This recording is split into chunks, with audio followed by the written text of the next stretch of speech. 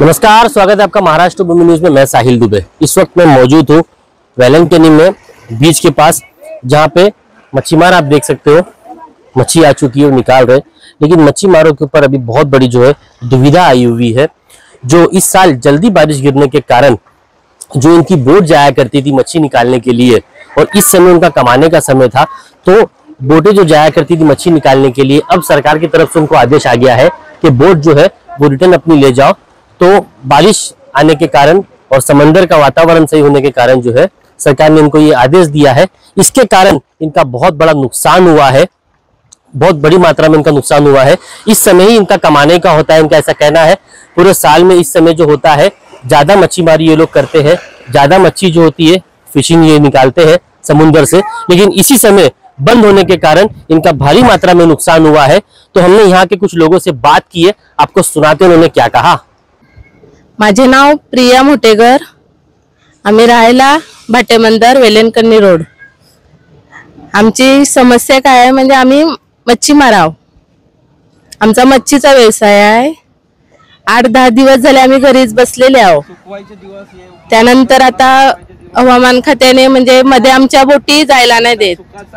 आता आम्ही मच्छीमार लोकांनी काय करावा तो म्हणजे निर्णय सरकारने घेतला पाहिजे।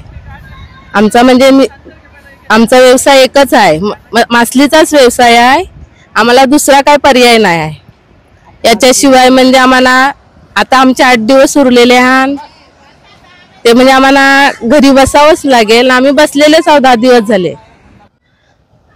आता हे अचानक पावसामुळे तुमचं किती नुकसान झालं? पावसामुळे म्हणजे आमचे 10 दिवस वर्षामध्ये 10 दिवस वर्षासारखे आम्हाला आमचं हे सीझनचं टाइम आहे। म्हणजे आम्हाला या टाइमाचे पाणी प्यायला जेवण खायला टाइम नाही भेटत, एवढा आमचा सीझन आहे। म्हणजे आता हे 10 दिवस गेले म्हणजे आमचं वर्ष फुकट गेलं असं आहे। माझं नाव वंदना नारळ्या, मी उत्तन भाटेमंदर इथून बोलते। 4 महिने झाले आम्हाला मासलीचा धंदा नाही। हा उरलेले 15 दिवस आम्हाला आता चांगली मासली लागलेली, पण या पावसामुळे आमची पूर्ण मासेमारी बंद झालेली आहे आणि आम्हाला वर्षाचा नुकसान आलेला आहे। तुम्ही जशी शेतकऱ्याला मदत देता तशी आमच्या मासेमारीला पण तुम्ही शेतीचा दर्जा दिलेला आहे, तर आम्हाला मदत करा तुम्ही। आम्हाला कोणीच इथे काही बघायला पण नाही आलेलं। आमची मच्छी इथे पूर्ण वाहून गेलेली पावसामुळे, कोणीच आम्हाला बघायला नाही आले, काय नाही मदत करायला काहीच नाही आले। म्हणून आम्ही सरकारला विनंती करतो की आम्हाला काहीतरी तुम्ही मदत करा।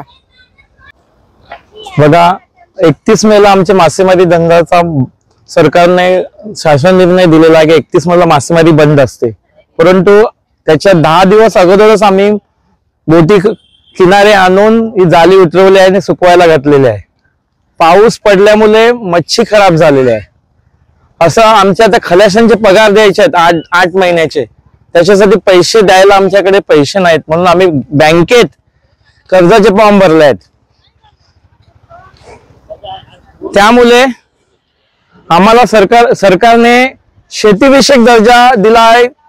देवेंद्र फडणवीसने असं घोषित केलं 2 महिन्यापूर्वी की मासेमारीला सुद्धा शेतीविषयक आपल्याला दर्जा दिल्यामुळे मदत भेटू शकते। तर मी सरकारला असंच सांगेन की मत्स्य खात्याला की तुम्ही येऊन इथे पंचनामे करावे, जेणेकरून किती बोटीचे पंचनामे करा किंवा मासलीचे पंचनामे करा, जेणेकरून ती सरकारला पहिल्यांदा सरकार मदत करेल असं आम्हाला इथून म्हणजे निर्णय भेटेल आम्हाला। म्हणून आम्ही सरकारला सांगतो की तुम्ही जसे शेतकऱ्यांचे त्यांच्या बांधावर जाऊन पंचनामे करतात, तसे आमच्या समुद्र किनारी येऊन या मासली सुकवण्याच्या जागेवर येऊन मासलीचे पंचनामे करा, किंवा बोटीवर जाऊन जे समुद्र किनारी बोटी आमच्या लागलेल्या आहेत तिथे जाऊन पंचनामे करून सरकारने आम्हाला मदत करावी, एवढी कळकळीची विनंती आहे।